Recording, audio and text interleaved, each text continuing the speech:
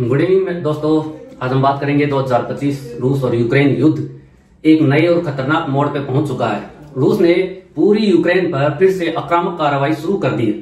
NATO और Poland और Baltic देशों ने अपनी ताकत बढ़ा दी और अमेरिका ने रूस पर ताजा आर्थिक प्रतिबंध लगाए। क्या ये तीसरे विश्व युद्ध की शुरुआत है?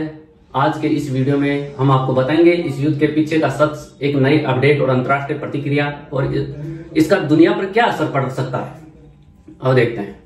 रूस का नया हमला, मतलब मई 2025 की शुरुआत में रूस ने पूरी यूक्रेन पर एक नया सैन्य अभियान शुरू किया, जिसका मुख्य केंद्र है डोनेट्स्क, लुहांस्क और बाखमुत। रूसी सेना ने भारी आर्टिलरी हमले, ड्रोन स्ट्राइक और जमीन से घुसपैठ शुरू किए। फील्ड रिपोर्ट के अनुसार हर दिन 50 से अधिक मिसाइलें और रॉकेट हमले हो रहे हैं। यूक्रेन के 10 से अधिक गांव और छोटे शहर बर्बाद हो चुके पूरी तरह से। सैकड़ों सैनिक और नागरिक हताहत।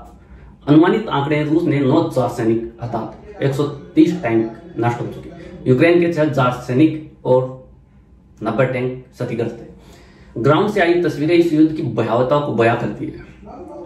इस युद्ध को लेकर नाटो की क्या तैयारी है? रूस की इस आक्रामकता के जवाब में नाटो ने कड़ी प्रतिक्रिया दी है।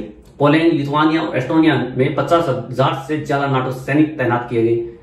F-35 फाइटर जेट्स और सर्वेलेंस ड्रोन अब 24 घंटे बाल्टिक सी पर निगरानी कर रहे हैं। नाटो महासचिव जेंस स्टोल्टेनबर्ग ने कहा, हम यूक्रेन को समर्थन देते रहेंगे और नाटो की सीमाओं की रक्षा करना हमारी प्राथमिकता है। Cut to satellite footage military bullet of animation. इसे यह साफ है, सैटेलाइट की फुटेज को देखते हुए इससे यह साफ है कि अब सिर्फ यूक्रेन की जंग नहीं, यह पूरे यूरोप की सुरक्षा का सवाल बन चुका है। इस यूक्रेन रूस की नई कार्रवाई के तहत अमेरिका ने रूस पे नए प्रतिबंध लगाए। अमेरिका ने मई 2025 में रूस के खिलाफ नया आर्थिक प्रतिबंध पैकेज लागू किया। 20 से अधिक रूसी बैंक और वित्तीय संस्थान ब्लैकलिस्ट कर दिए गए। रूसी रक्षा कंपनियों पर इन्वेस्टमेंट पर रोक लगा दी गई। रूस ऑयल एक्सपोर्ट पर मूल्य सीमा प्राइस कम की गई।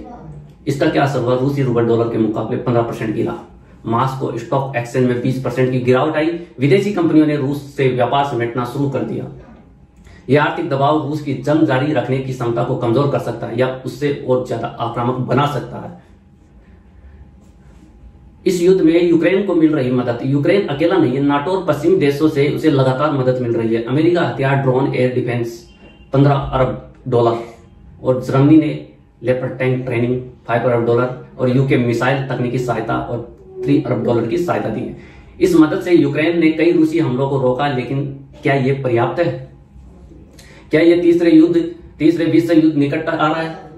अब यह सवाल है, क्या यह युद्ध पूरे यूरोप या फिर पूरी दुनिया में फैल सकता है? संभावना है। रूस अगर नाटो सदस्य देश पर हमला करता है तो पूरा नाटो जवाबी हमला करेगा, यानी वर्ल्ड वॉर 3 की शुरुआत होगी। ब्लैक सी और बाल्टिक सी में अब बड़े पैमाने पर नौसेना तैनात हो रही है। दोनों पक्षों ने न्यूक्लियर अलर्ट लेवल पर भी बढ़ा दिया है। संयुक्त राष्ट्र का बयान, अगर शांति वार्ता जल्द शुरू नहीं हुई तो स्थिति नियंत्रण से बाहर जा सकती है। इस युद्ध पर भारत और बाकी दुनिया की क्या प्रतिक्रिया है, ये देखते हैं। भारत ने इस युद्ध को लेकर शांति की अपील की है। भारत का स्टैंड किसी पक्ष का समर्थन नहीं, केवल डायलॉग पर जोर। रूस और यूक्रेन दोनों से बातचीत करने की कोशिश। अंतर्राष्ट्रीय मंचों पर भारत की भूमिका बढ़ रही है। बाकी दुनिया की क्या प्रतिक्रिया है? चीन शांति प्रस्ताव की पेशकश और तुर्की मध्यस्थ बनने की कोशिश कर रहा है। यूरोपीय संघ रूस पर और प्रतिबंध की तैयारी कर रहे हैं। रूस यूक्रेन युद्ध का नया चरण अब सिर्फ 2 देशों की लड़ाई नहीं रहा, ये अब दुनिया की सुरक्षा, वैश्विक शांति और परमाणु संतुलन का मामला बन चुका है। आप क्या सोचते हैं? क्या रूस पीछे हटेगा, नाटो सीधा युद्ध में कूदेगा, और क्या यह तीसरे विश्व युद्ध का संकेत है? कमेंट करके अपनी राय जरूर बताइए। अगर आपको ये वीडियो जानकारीपूर्ण लगा तो लाइक करें, चैनल को सब्सक्राइब करें, भूज प्ले और वीडियो को अपने दोस्तों के साथ शेयर करें। थैंक यू, धन्यवाद।